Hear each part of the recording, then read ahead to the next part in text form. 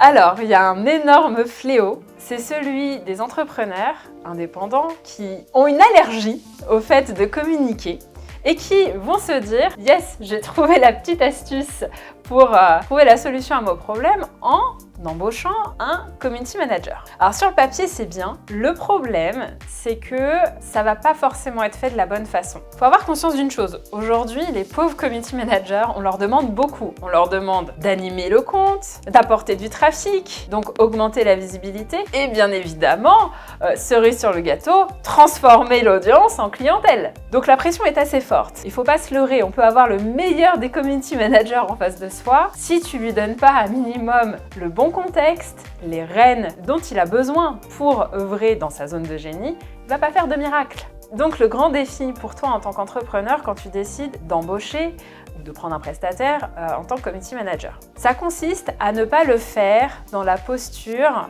de je refile la patate chaude. En gros, j'ai tellement horreur de ça, je me sens tellement pas à l'aise avec ce problème que c'est plus ton problème, ça devient pleinement le problème de ton prestataire et lui doit tout résoudre. Et ça, c'est pas bon.